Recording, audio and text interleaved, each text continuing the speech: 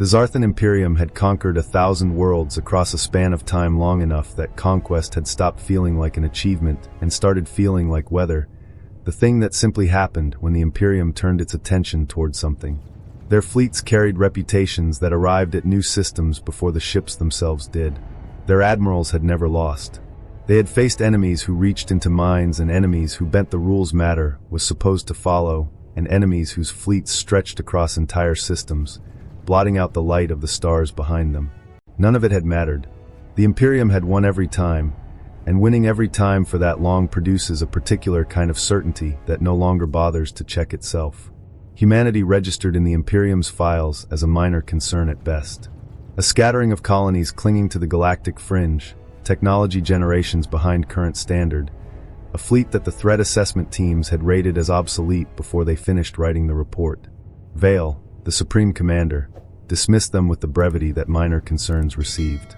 Insects, he called them, and ordered that they be dealt with whenever convenience allowed. What humanity sent in response was not what convenience expected. One ship, not a fleet, not a battle group, not even a meaningful fraction of whatever forces they actually possessed. A single cruiser, old enough that its hull bore the specific kind of scarring that comes from decades rather than battle, its engines producing the uneven sound of systems running past their intended service life. The Imperium's admirals found this genuinely funny. They had expected resistance eventually. They had not expected it to arrive looking like a museum piece. The cruiser approached the forward base, a fortress bristling with enough armament to have ended a dozen previous campaigns, and transmitted one message on every frequency available to it. Stand down. One warning. The fortress commander laughed at the transmission and gave the order that 10,000 previous engagements had taught him was correct. Every weapon the fortress carried converged on the old ship simultaneously. The cruiser did not move. It did not raise shields that anyone could detect. It simply received everything that was sent toward it, and then when the barrage paused to assess the damage, it fired once. The fortress did not explode. Explosions left evidence, debris fields, radiation signatures, the wreckage that sensor arrays were built to catalog and that salvage operations were built to recover. What happened to the fortress produced none of this. One moment the structure occupied its coordinates, a presence large enough that approaching ships had to account for its gravitational pull in their navigation calculations. The next moment the coordinates were simply space, indistinguishable from any other unoccupied region nearby. The silence that followed in the Imperium's command channels was the silence of an organization recalibrating its entire operational framework in real time. The admirals who had been laughing moments earlier found that the laugh had nowhere to go. The cruiser, still scarred, still producing its uneven engine sound, transmitted a second message. You were warned. We do not give second warnings. Vale demanded the full scientific assessment within the hour and received, within the hour, a report that contained no useful information of any kind. No weapon signature had been detected. No energy pattern matched anything in the Imperium's extensive catalog of destructive technologies. No residual radiation suggested any conventional process by which a fortress that size could cease to exist.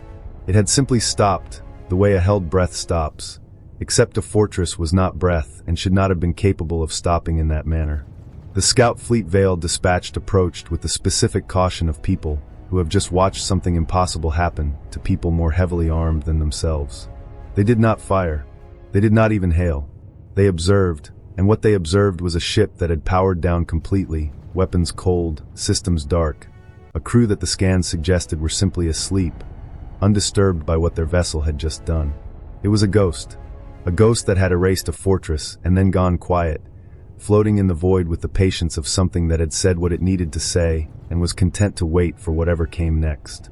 Vale had conquered empires across centuries of unbroken success, and in all of that conquering, he had never once encountered something his framework could not eventually explain. The cruiser offered no explanation. It simply was inexplicable and absolute, and Vale understood with a clarity that frightened him more than the fortress's disappearance had that the thing in front of him, precisely because he could not understand it, was the most dangerous thing he had ever faced. Thessa had built her career on negotiating with situations that other diplomats considered unsalvageable, and Vale's request that she approach the cruiser was, by the standards of her career, not even particularly unusual. She took a small unarmed shuttle, and crossed the distance to the ancient vessel with the calm of someone whose preparation had included the possibility that calm might not survive the encounter. The docking bay opened before she requested entry, which told her something about what waited inside without telling her anything specific. The interior was dark and cold in the way of places that have not needed warmth or light for purposes humans usually required them for. She walked through corridors that produced no sound except her own footsteps, searching for crew quarters or control systems or any of the architecture that ships generally organize themselves around, and finding instead emptiness arranged with a deliberateness that suggested the emptiness was the point. The voice arrived without a source she could locate, which was itself informative, not transmitted through any speaker system, not heard through the conventional mechanism of sound waves reaching ears, but felt, present in her awareness the way a thought arrives that you did not generate yourself. It told her she had questions, and it had answers, conditional on her willingness to listen rather than question. She sat down in the dark and did the thing that her entire profession had trained her to do less often than it should, which was nothing. She listened. What the voice told her dismantled every assumption the Imperium's threat assessment had been built on. The cruiser was not a warship. It was a memory, the deliberate, careful preservation of a species that had come close enough to destroying itself that the experience had reorganized everything about how they understood power. They had not wanted conflict. They had wanted simply and entirely to be heard, and the Imperium's approach had not included listening as an option. And so the cruiser had demonstrated what it was capable of, not as the opening move of a war, but as the only available way to make the offer of conversation credible. Thessa felt tears she had not produced in longer than she could accurately remember. The voice was not angry. There was no triumph in it, no satisfaction at having proven a point. There was only sadness, old and complete, and the sadness reached her in a way that no weapon the Imperium had ever encountered had managed to reach anyone. She sat with it for a long time before she found herself able to stand and return to her shuttle. Thessa's report to Vale was thorough and accurate, and received with the specific dismissiveness of a commander who has decided in advance what kind of answer he is willing to accept. She told him the humans were not conquerors. She told him they would fight if pushed, but had built the cruiser to preserve and to warn, not to wage war, and that whatever weapon had erased the fortress operated on principles the Imperium had no framework for understanding yet. Vale's response was to order understanding produced by force. Capture the ship. Study it. Reverse engineer whatever had been done to the fortress and add it to the Imperium's arsenal. Thessa told him directly that he could not capture a memory, that he could only listen to it, and that listening was the one thing he had consistently refused to do. He dismissed her and issued the boarding order anyway. The first party entered the cruiser's docking bay and stopped transmitting within minutes. The second party followed and produced the identical result. By the third party's silence, Vale had lost 300 of his most capable soldiers to a vessel that no sensor reading suggested possessed any weapon at all, and the absence of an explanation he could act on was, for a commander who had built his entire career on understanding and exploiting every situation he encountered, intolerable. He ordered the cruiser destroyed outright, and his assembled fleet discharged everything available to it in a barrage that should have ended the engagement decisively. The cruiser absorbed it without retaliation, without movement, without any response beyond its continued, patient presence in the space it occupied. It did not need to respond. The barrage ended because the fleet's reserves ran low, not because the target showed any sign of damage. Vale ordered the retreat himself, which was a word he had never previously needed to apply to any decision in his command history. The galaxy had been watching the entire sequence through the news and intelligence networks that tracked Imperium activity as a matter of course, and the watching galaxy, which had laughed when the old cruiser first appeared, had stopped laughing somewhere around the third vanished boarding party, and had not resumed by the time Vale's fleet withdrew. The cruiser had humiliated the greatest military power in recorded galactic history without firing a second shot, and it had done it entirely by declining to do anything at all. The Imperium's council convened in the aftermath of the retreat with the specific disorganization of a body that has never previously needed to discuss losing. The factions formed quickly. Some wanted the cruiser destroyed regardless of cost, treating the 300 vanished soldiers as a debt requiring settlement rather than a lesson requiring absorption. Others, watching the same data, argued for negotiation, though no one had yet identified who would conduct it or what terms might be acceptable to an entity that had not made any demands. Thessa occupied a third position that found little support, but held it anyway. The cruiser was not a threat in any active sense, she argued. It was a message, complete in itself, that would remain silent unless provoked further. The choice belonged entirely to the Imperium. Vale could not accept this. Acceptance required absorbing a defeat that his career had no precedent for, and he chose instead the option that preserved the appearance of control without requiring him to risk anything further. He ordered a full quarantine of the sector, no ship to approach, no signal to be transmitted, the cruiser to be isolated until it became, through sheer administrative neglect, irrelevant. The quarantine held for a month, observed with the specific tension of an arrangement that everyone understood was provisional. Then the cruiser moved.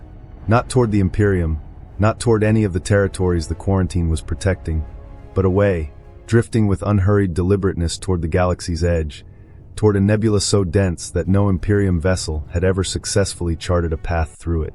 The Council watched the cruiser's departure with confusion that resolved, for most of them, into relief.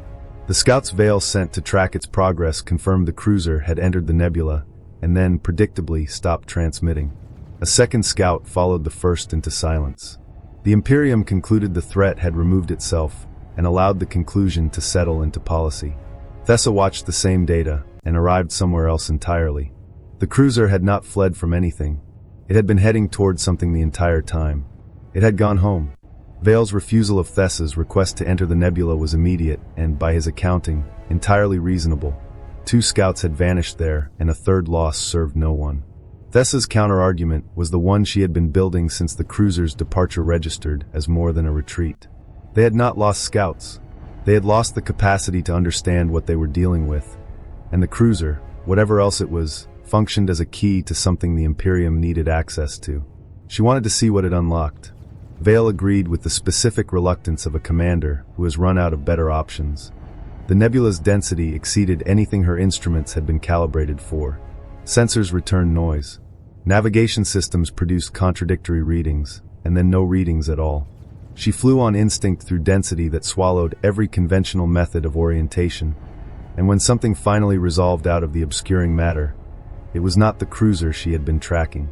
It was a world, a planet, hidden at the nebula's center, ringed by a field of ships numbering in the thousands, each one scarred in the same manner as the cruiser she had boarded, each one silent, each one unmistakably human in origin.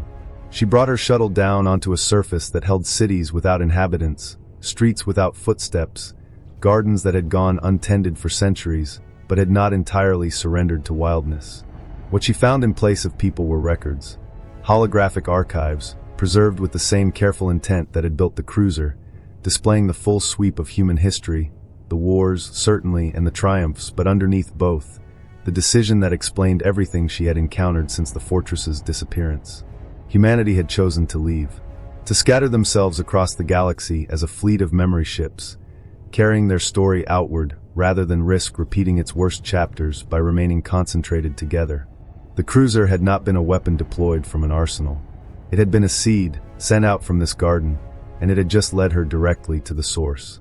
The weeks Thessa spent on the hidden world reshaped her understanding of the species the Imperium had dismissed as irrelevant more thoroughly than any single revelation could have managed alone. The archives did not organize themselves around conquest or defense. The categories the Imperium's intelligence apparatus instinctively reached for when assessing any civilization. They organized themselves around everything else. Art that spanned styles she had no framework for categorizing.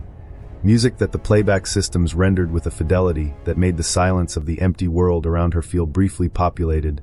Love stories recorded by the people who lived them rather than by historians assembling them after the fact.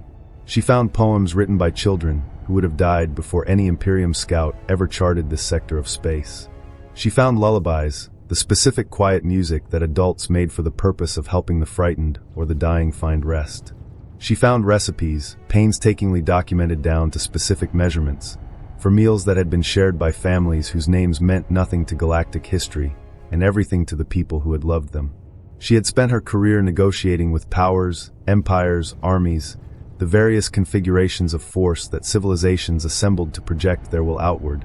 She had never previously encountered a civilization whose final act, facing what they understood as the genuine risk of their own self-destruction, had been to preserve and scatter not their weapons but their stories. She wept again, And this time the tears were not grief but recognition, the specific emotional response to encountering something true that you had not previously had the framework to see. She copied what the archives would allow and returned to present her findings to a council that had expected, at best, technical specifications for a weapon.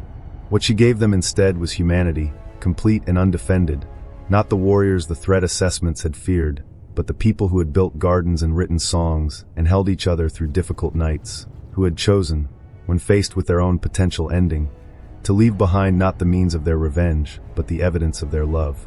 Vale, listening, found that for the first time in a career built on having answers, he had none. The records Thessa brought back did not remain contained within the council chamber. They spread through the Imperium with the specific velocity of things that touched something people did not know they were missing. Beings who had spent their careers fearing humanity's capabilities found themselves weeping over poetry they had never been shown the equivalent of in their own cultures. Admirals who had mocked the cruiser's scarred hull found themselves returning, repeatedly, to recordings of human music that none of them could fully explain why they kept replaying. The cruiser, which had entered the galaxy's awareness as a symbol of incomprehensible terror, became something else entirely, a symbol of the possibility that terror and hope could originate from the same source, depending entirely on what the source had actually intended. Vale visited the hidden world himself, which was not something anyone on his staff had expected him to do, and which he did without announcing his reasoning even to himself in advance. He walked the empty cities. He read the histories in full rather than the summarized briefing his analysts had prepared. He listened to the music until the listening produced something in him that he eventually, reluctantly, identified as humility, an emotion his career had given him very little prior occasion to practice. He had spent his life conquering. The species he had dismissed as insects had spent theirs creating, and standing in the silence of their abandoned cities, surrounded by the evidence of everything they had chosen to build and preserve rather than weaponize, he arrived at a conclusion that altered the trajectory of his entire empire. He issued the decree himself, in his own voice, without the customary delegation to subordinates that commanders of his rank usually employed for announcements of this magnitude. The Imperium would no longer conquer. It would protect. It would preserve. It would learn. The galaxy received the news with the specific astonishment reserved for transformations that seemed, in retrospect, both completely improbable and entirely inevitable.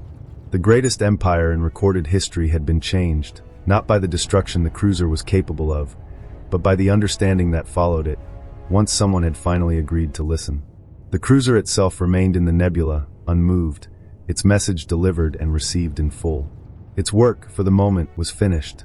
The memorial the Imperium built on the hidden world afterward was dedicated not to the ship, but to the people who had built it, and to the simple, enormous fact that a single voice, spoken once with conviction, had finally been heard. The transformation that had reshaped the Zarthan Imperium did not remain contained within its borders for long. Other empires, observing what had happened, found themselves unable to dismiss it as an isolated curiosity. Conflicts that had calcified into tradition across centuries were reopened for examination, not because anyone had presented new evidence, but because the precedent of a single decree changing an empire's fundamental orientation had demonstrated that such change was possible at all. Enemies who had organized their identities around generations of mutual hostility began, tentatively, to sit at the same negotiating tables their ancestors would not have recognized as legitimate venues for anything but surrender terms. The cruiser's single shot had not won a war. It had done something that no army in galactic history had managed, which was to change what people believed was possible. Kale arrived at the hidden world as the first human to set foot there since the exodus that had emptied it of its original population, and he carried with him the specific weight of someone walking through a history that was simultaneously his own and entirely unfamiliar. He moved through the cities with his hands trailing along walls that his ancestors had built and abandoned, reading records that connected him to people he had never met and would never meet, feeling a connection that operated independently of memory, because memory required a continuity he did not personally possess. What he found eventually was a message left specifically for him, or for whoever eventually arrived prepared to receive it, which amounted to the same thing. The holographic recording showed a woman whose resemblance to people in his own family was close enough to unsettle him pleasantly, and her words were not addressed to history in the abstract, but to him, specifically, across whatever span of time separated her recording from his arrival. They had left because they believed in a future, she told him. They had trusted that someone would eventually come who could understand what they had built. He was that someone. He should not mourn them. He should celebrate them, because they were not entirely gone. They persisted in the seeds they had scattered, in the stories preserved in the archives in him. Cale wept in a way he had not anticipated needing to, arriving on this world seeking historical answers and finding instead something closer to family. He stayed for a year, restoring gardens that had gone fallow, repairing structures that had weathered centuries of neglect, preparing the world for whoever came next, the next descendant, the next visitor who would need, as he had needed, to know they were not alone. Cale's restoration work did not remain a private project for long. Word of what he was doing traveled through the same networks that had carried news of the Imperium's transformation, and other humans began arriving, descendants of the original Exodus, drawn by an inherited curiosity about origins they had only known through fragmentary stories passed down across generations of scattered settlement. What they found was not the ruin that historical neglect might have produced. Cale had spent a year ensuring it was something else entirely. A garden, populated with flowers gathered from every human world he had been able to locate and contact, each variety representing a different branch of humanity's long dispersal. The world bloomed in a way that attracted attention beyond the human diaspora. It became a destination for beings of every species, drawn not by curiosity about a defeated enemy, but by the specific draw of a place that had chosen, deliberately and at considerable cost, hope over the alternative available to it. Visitors walked the gardens. They read the archived histories. They felt, even without fully understanding the mechanism, the presence of a civilization that had made an extraordinary choice and lived inside the consequences of it ever since. A young Veth diplomat, newly assigned and still working through her own skepticism about the stories she had been told, asked Cale directly why the humans had left in the first place. He thought about the question with the care it deserved before answering. They had been afraid of themselves, he told her, afraid that remaining concentrated together would eventually reproduce the worst chapter of their own history, the one that had nearly ended them. Scattering had been the alternative they chose. Spread themselves wide enough that no single failure could repeat itself everywhere at once, and trust that somewhere, eventually, they would learn to do better. She asked if they had succeeded. He smiled at the question, because the honest answer required him to reframe what success meant in this context. She was here, asking questions, walking through a garden built from the remnants of a civilization that had once nearly destroyed itself. That was success, not perfection progress.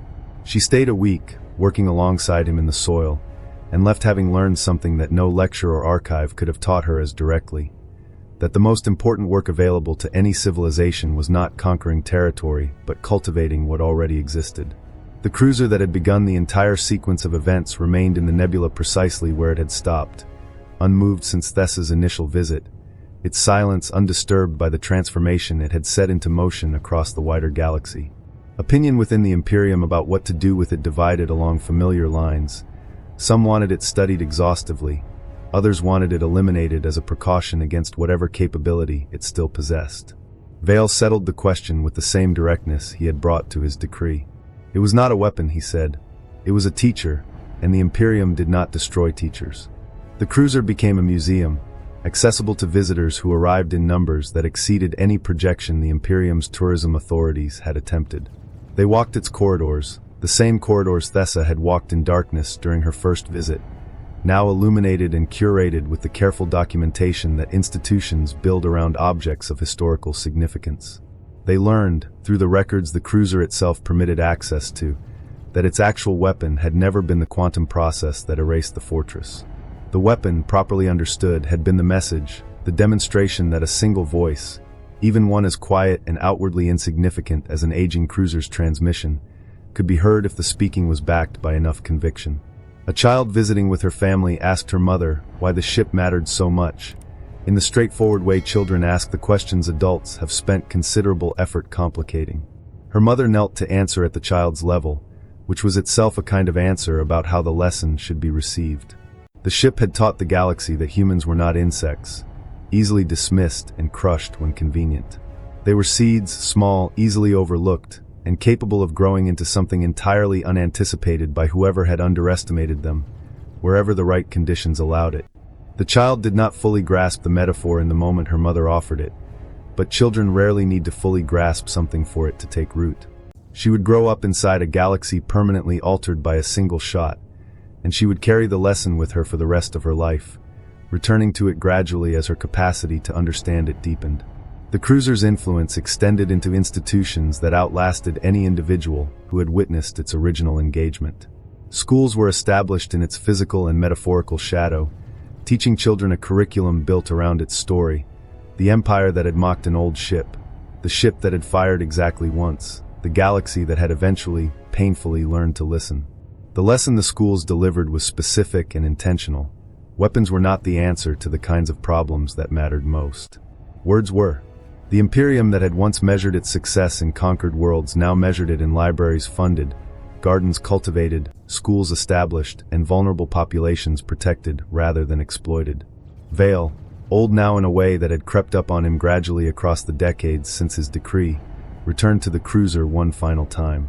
He stood in the same corridor that had once held 300 of his vanished soldiers, and he allowed himself to remember fully the fear he had felt when the fortress first disappeared from existence. What occupied that same space in him now was different. Gratitude, specific and complete. The cruiser had not destroyed his empire, despite every indication at the time that destruction was exactly what it intended.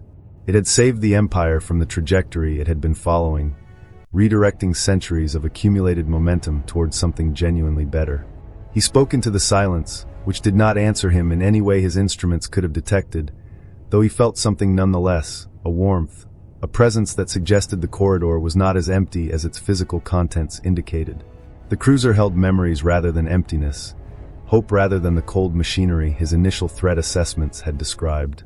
He thanked it for showing them what they could become, and he walked back to his shuttle with steps that felt, for the first time in longer than he could accurately measure, genuinely light. He had finally arrived, after a long career built on the application of force, at the understanding that the humans who built this vessel had apparently always possessed. That the most powerful force available to any civilization was not its capacity for destruction, but the courage required to speak once, clearly and honestly, and trust that somewhere, someone would be listening. The generations that passed following Vale's decree converted the Imperium's transformation from a recent and remarkable event into something closer to settled history, the kind of foundational story that civilizations build their self-understanding around. The cruiser remained where it had always remained, a silent teacher visited across the years by millions who came to stand in the presence of something that had changed the direction of an entire empire through a single demonstration of restraint. The hidden world that had once held only abandoned cities now bloomed continuously, its gardens tended by beings drawn from 100 species, who had found in the work something worth dedicating themselves to. The galaxy, which had organized itself for so long around fear and the management of fear, had reoriented itself instead around curiosity, and curiosity proved to be a considerably more generative organizing principle. Alara, the name had passed through enough generations by now that the people who carried it understood themselves to be part of a lineage rather than simply individuals who happened to share a name, arrived at the hidden world as a historian dedicated to studying the original Exodus in full. She walked the same gardens that earlier generations of visitors had walked, read the same archived histories, and felt, as so many before her had felt, the specific presence of ancestors she had never personally known. What she found that none of her predecessors had encountered was a message that had apparently been waiting, undiscovered, for exactly the right visitor to arrive. The holographic recording showed a woman who shared enough of her own features that the resemblance produced an immediate and unsettling sense of recognition. The first Alara, speaking across the centuries that separated her recording from this moment, told her that she had built this world with her own hands and planted its gardens with intention, leaving this specific message for someone who would understand it. She believed that someone was the descendant now standing in front of the recording. They were not gone, the first Alara said. They persisted in the seeds scattered across the galaxy, in the stories preserved in every archive, in the descendant standing here now, carrying them forward. That, the recording said, was all they had ever asked for. The current Alara wept, encountering an ancestor she had never met, but whose presence felt more substantial than any historical record had ever managed to convey. She knelt in the soil and planted a seed from her own home world. A small act, but one that functioned as both continuation and promise, a living link between the generation that had left this world behind and the generation that had finally returned to honor it. The seed Alara planted did not grow into anything that matched the expectations of conventional botany. It developed into something hybrid, drawing on the mingled soils of 100 worlds that had each contributed something to the garden's accumulated composition over the centuries since the Exodus. Its flowers bloomed in colors that no single world's flora could have produced alone, and its scent shifted subtly depending on which section of the tree a visitor approached, as though each branch carried a slightly different story. People began calling it the Tree of Voices, because those who sat beneath it reported hearing something in the rustle of its leaves, not words in any language anyone could translate, but feelings, distinct and identifiable, that seemed to originate from everyone who had ever planted something in this particular garden. The tree became, in the understanding of those who tended it and visited it, a living archive distinct from the holographic records that had preserved humanity's formal history. It held something less structured and more immediate, an accumulated emotional record of hope, contributed gradually by everyone who had ever knelt in this soil with a seed in their hands. Alara took on the role of its guardian, which involved less formal authority than the title suggested and more simple, sustained attention, tending roots, pruning branches, sitting beneath the canopy long enough to learn to distinguish one whispered feeling from another. She came to understand the tree as a conversation rather than an object, an ongoing exchange between the past that had planted the first seeds and the future that kept adding new ones, between the species who had left this world and the species who had since made it their own destination, between the silence that the cruiser had once represented and the accumulated sound of everyone who had since spoken into that silence and been received. A young Veth poet visited one evening, seeking inspiration for work she had not yet found the shape of, and found instead a connection she had not anticipated needing. She sat beneath the tree's branches and wept, and the verse she wrote afterward spread through the galaxy with the speed of things that articulate something many people have felt, but lack the words for. The tree whispers not in words but in presence, she wrote. It says you are not alone, you have never been alone, the garden holds you. The verse was carved in stone at the tree's base, and visitors who read it understood without needing to discuss it further. The tree had already said everything that needed saying. The centuries that followed deepened the Tree of Voices, rather than simply extending its presence. Its branches spread across increasing portions of the hidden world, its roots reaching further into soil that had absorbed centuries of accumulated history, and the whispers that visitors reported grew correspondingly richer, not louder in any acoustic sense, but more textured, carrying the accumulated weight of everyone who had ever sat in its shade and offered the tree something of themselves. It became a destination for people seeking something specific that was difficult to name directly. Not answers to questions about history or philosophy, but answers to themselves, the kind that required presence rather than explanation to access. Kale arrived at the tree carrying a grief that had no precedent in his own experience. A sudden accident had taken his family, and he had spent the months since drowning in something he had no framework for navigating. He sat beneath the branches with the specific hopelessness of someone who has run out of other options and is trying this one mostly because nothing else had worked. The tree did not offer him the advice that well-meaning people in his life had been offering. It did not suggest he move forward or find strength he did not currently possess. It simply held him in his grief without requiring him to perform recovery he had not yet achieved, allowing him to feel the full weight of what he carried without judgment attached to the feeling. He wept for days beneath the canopy, and when the weeping eventually slowed, he was not healed in any sense that resolved the loss. He was held, which turned out to be a different and equally necessary thing. He planted a seed from his family's own garden at the base of the great tree, a small companion planting that would grow into something modest beside the towering original, a permanent reminder that grief, properly tended, did not disappear. It grew, the way the larger tree had grown, and growth, Kale came to understand through the slow process of his own recovery, was not the same thing as forgetting. It was the same thing as honoring. He stayed on the hidden world afterward, becoming a gardener himself, tending both trees with the specific attention of someone who had learned, through his own loss, what the work actually meant. He found his peace not in resolved answers but in sustained presence, which was, he discovered, considerably more durable. The hidden world's transformation continued past the Tree of Voices into something more expansive that visitors began calling the Garden of Names, a designation that reflected what the place had actually become rather than simply how it appeared. The flowers mattered less than what accompanied them. Every visitor who planted a seed was invited to leave a name alongside it, their own, or the name of someone they had loved and wished to be remembered. The seeds grew into individual plants, and the plants accumulated into gardens, and the gardens, across enough centuries, became a forest in which every leaf carried, in some sense that visitors reported feeling rather than literally seeing, a specific name and the memory attached to it. A young screamer child visited with her mother, encountering more concentrated plant life than her species' homeworld had prepared her to expect, and asked the straightforward question that the forest scale invited. Her mother, a historian familiar with the world's full history, knelt to answer at the child's level. The humans who built this place, she explained, had believed that every life mattered enough to be remembered specifically, by name, rather than absorbed into the general category of history. They had built this forest so that no individual would ever be entirely forgotten, regardless of how small their original world or how brief their original story. The child asked if she could plant her own seed, and her mother's permission opened something the child had not anticipated wanting until the opportunity was directly in front of her. She planted a strange, bioluminescent bloom native to her own world, and she carved her name into the soil beside it, not from vanity, but from something closer to courage, a declaration that she existed, that she mattered, that she belonged now as a permanent part of this accumulated forest of memory. The forest received her contribution the way it had received every contribution before it, and she felt, standing in the presence of so many other names she would never personally know, not isolated but connected, bound to everyone who had ever made the same declaration before her. Connection, she learned in that moment without yet having the words to articulate the lesson fully, was the only thing capable of outlasting everything else. 1,000 years after the cruiser's single shot, the galaxy bore only a structural resemblance to the one that had watched the Imperium's fleet retreat in confusion.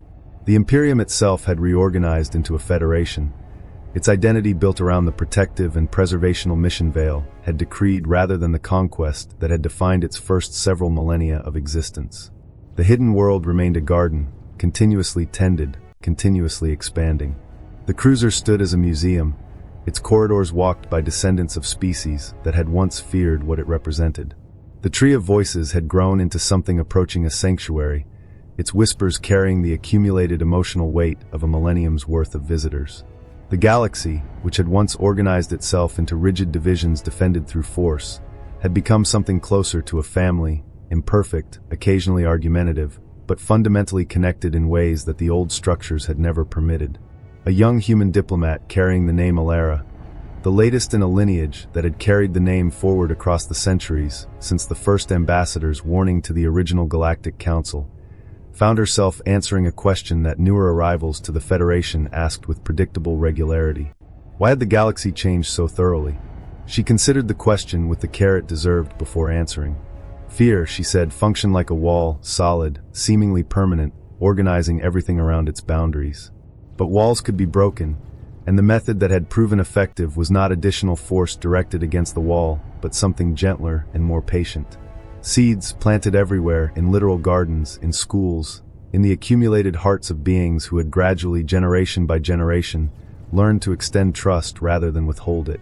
The Veth diplomat who had asked the question had encountered the stories of the cruiser and the hidden world only as historical accounts, received with the polite skepticism that second-hand history generally earns.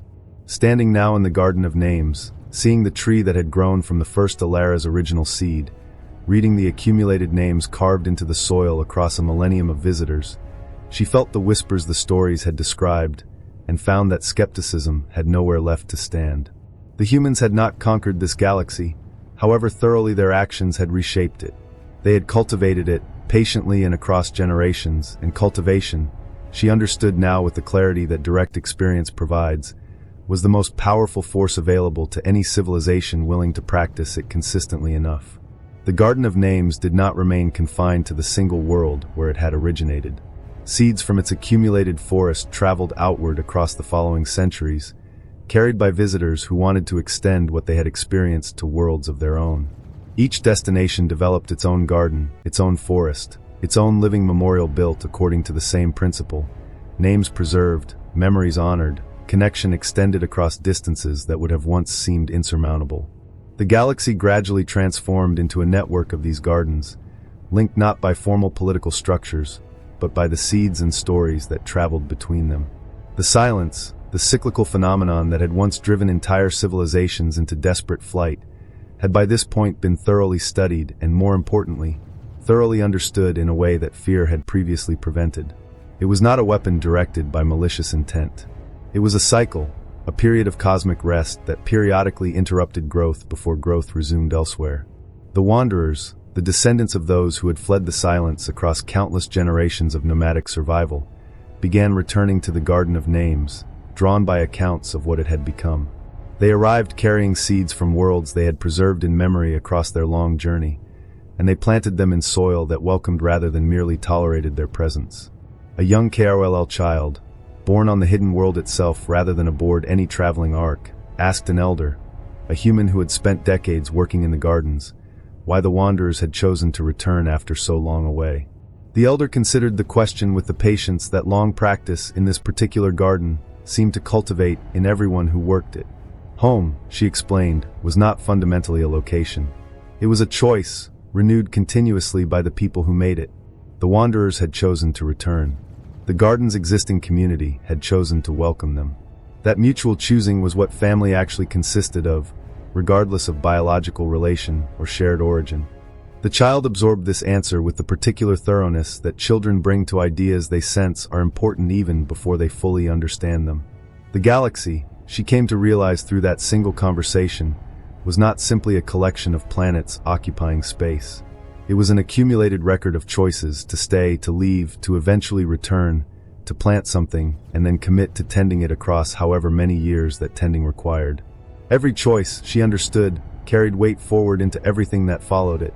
The original cruiser had, by this point in the galaxy's extended history, become genuinely ancient, older than any single living being who currently visited it, a relic in the most literal sense of a previous age that had nonetheless never lost its capacity to teach. Its hull retained the scarring from before its single shot, its engines long since fallen permanently silent, its corridors quiet in the specific way of places that have completed their active purpose and settled into something closer to permanent memorial. Children still visited regularly, brought by schools that had built entire curricula around its story, and they touched its walls and absorbed its history with the directness that childhood education tends to bring to even the most complicated subjects. A young human boy, visiting with his class on what was for him an ordinary educational outing, asked the question that the cruiser's permanent stillness invited from nearly every visitor eventually. Why had it never fired a second time, given everything it had apparently been capable of? His teacher knelt to address the question at his level, which had become something of a tradition among educators bringing children to this particular site. The cruiser had not needed to fire again, she explained, because it had already said everything that required saying. The message had been transmitted and, eventually, received. What happened afterward, the transformation of an empire, the cultivation of a galaxy-wide network of gardens, the centuries of accumulated connection that had followed, had been the responsibility of everyone who received the message, not the ship that had delivered it. The boy asked whether the cruiser was, in some sense, still alive. His teacher took the question seriously rather than dismissing it as childish imprecision. Not alive in the way the boy understood his own aliveness, she said, but present nonetheless, its memory active and accessible as long as people continued to visit, continued to remember, continued to pass the story forward to children of their own eventually. The boy reached out and touched the cruiser's cold hull, and what he felt was not the sadness the ship's age and stillness might have suggested. It was gratitude, directed toward beings who had hoped, who had believed enough in the possibility of being heard to risk everything on a single demonstration. He made himself a private promise in that moment, one he would carry forward through the rest of his life. He would become someone who listened, and when his own moment came to speak, he would do so clearly and honestly rather than loudly.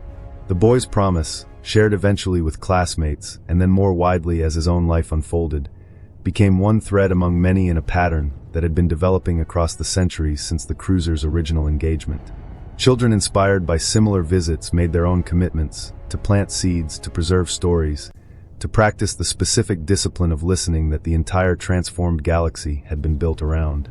The structures that governed relationships between species came to rest less on formal legal frameworks and more on these accumulated, heartfelt commitments, renewed generation after generation by people who had absorbed the lesson directly rather than simply inheriting an abstract principle. The Garden of Names continued its slow, steady expansion. The Tree of Voices continued whispering its accumulated emotional record to anyone willing to sit beneath its branches long enough to hear it. The cruiser remained exactly where it had always remained, silent and patient, its purpose fulfilled and its presence permanent. The galaxy that had once mocked humanity's last warship as an irrelevant relic now celebrated it as something closer to a foundational teacher, not because of what it had been capable of destroying, but because of what its restraint had ultimately made possible. A young poet, born on the hidden world itself and raised within walking distance of both the cruiser and the Tree of Voices, wrote a final verse that visitors eventually carved directly into the cruiser's scarred hull. We speak once, not to conquer, to connect. The silence listens. The garden grows. The seed becomes a world.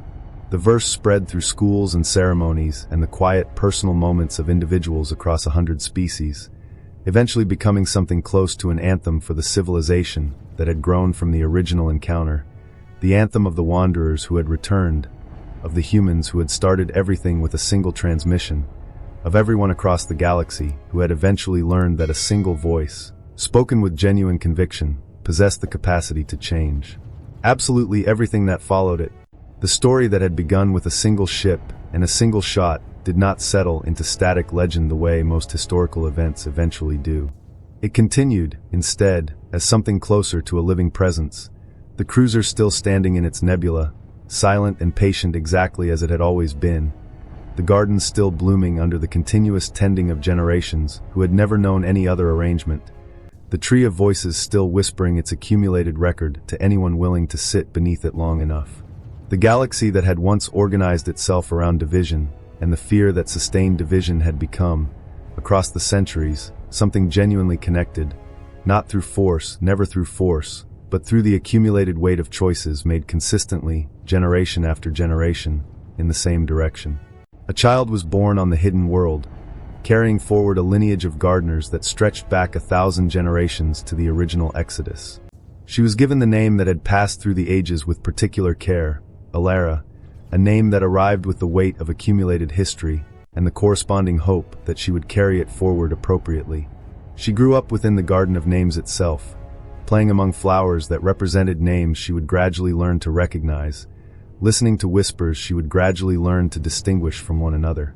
She absorbed the story of the cruiser, the original shot, the long silence that had followed it, in the patient way that children absorb foundational stories, not all at once, but in layers, returning to the same narrative repeatedly as her capacity to understand it deepened with each retelling.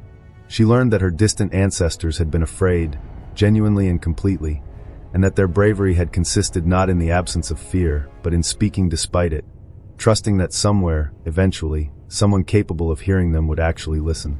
On her 10th birthday, she visited the cruiser for the first time in person, rather than through the stories that had described it to her throughout her childhood.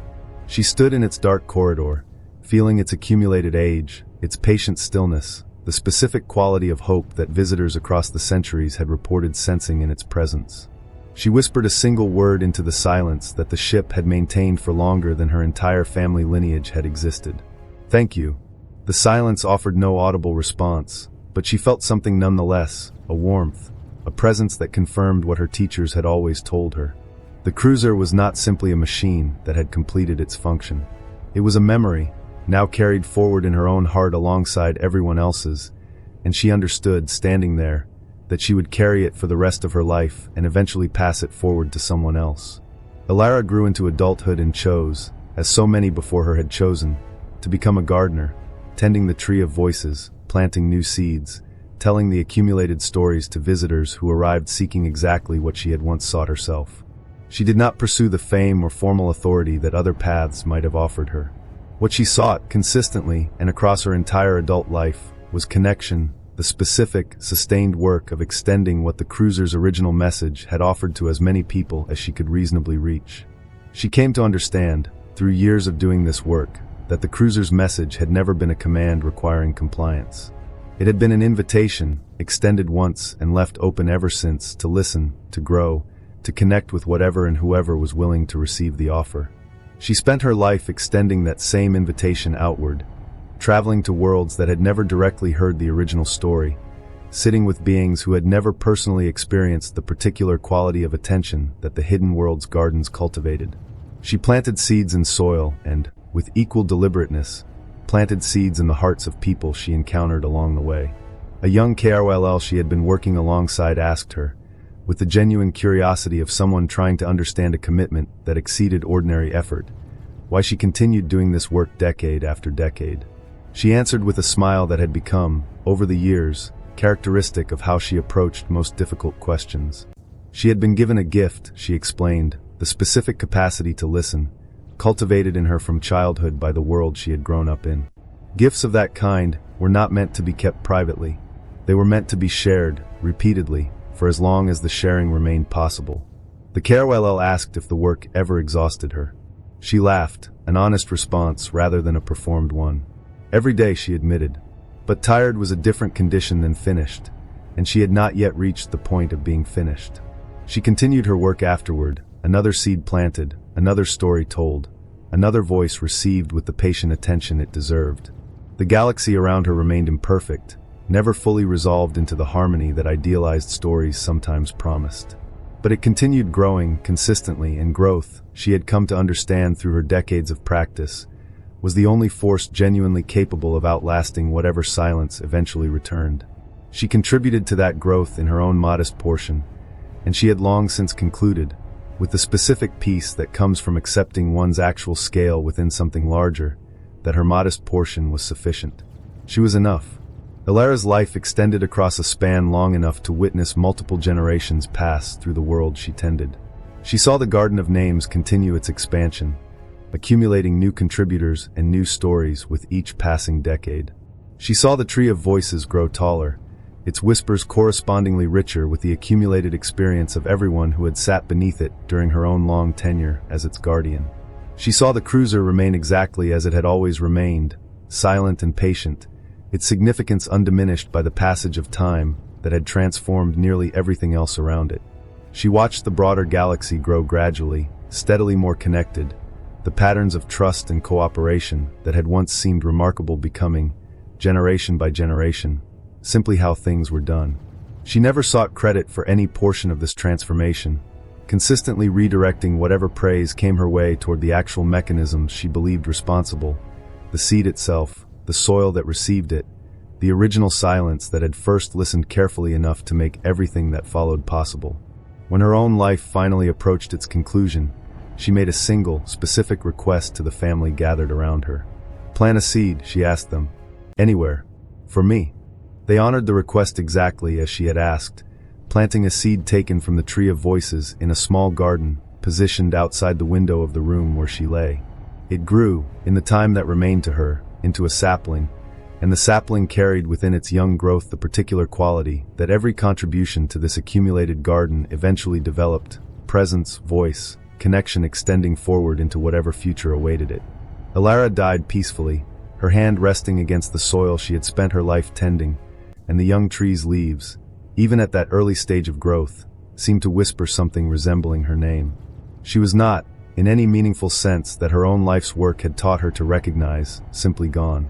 She persisted in the roots that continued developing beneath the soil, in the branches that would continue extending toward whatever light reached them, in the seeds that her own tree would eventually produce and scatter forward into gardens she would never personally see. She had become, through her death exactly as she had been through her life, part of the cycle she had spent decades tending, part of the garden, part of the galaxy she had helped, in her own modest and consistent way, to grow. That had always been enough for her. Not victory, not conquest. A seed planted with love. A life lived in sustained connection. A voice heard once that would never truly fall silent. The story that had begun with a mocked relic and a single decisive shot did not conclude with Ilara's death, because stories built around the principle of continuous growth do not, by their nature, conclude in any final sense. They grow. They branch. They scatter, the way seeds scatter, carrying forward into conditions and locations their original source could never have specifically anticipated. The cruiser remained, exactly as it had always remained, a museum dedicated to hope rather than to the destruction it had once demonstrated itself capable of. The Garden of Names continued blooming, its forest of accumulated memory extending further with each passing generation.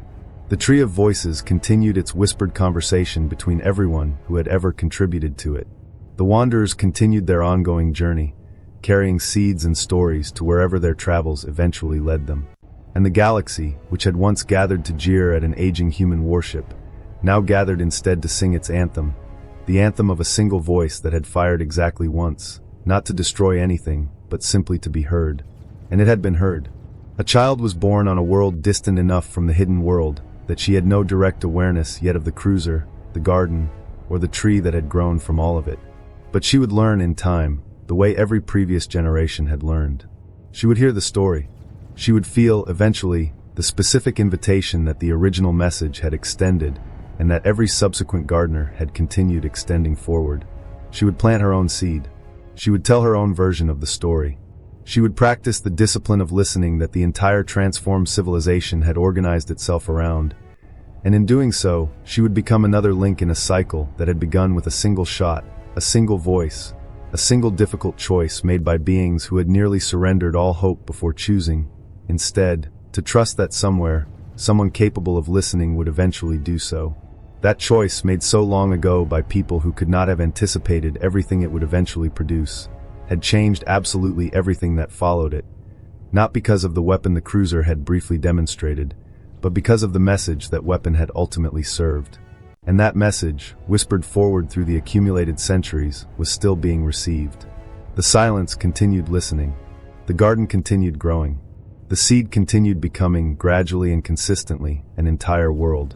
And the original voice, the one that had fired once so long ago, continued speaking, in every seed currently being planted, in every story currently being told, in every individual moment when someone, somewhere, chose to listen rather than dismiss. That was the lasting legacy of the last warship. That was the gift contained within its single shot. That was the answer the galaxy had eventually found to the silence that had once seemed so absolute. It was simply and completely a voice, clear, honest, and hopeful, saying the same thing it had always said. We are here. We matter. We will not remain silent. And the galaxy, after everything, was finally and permanently listening.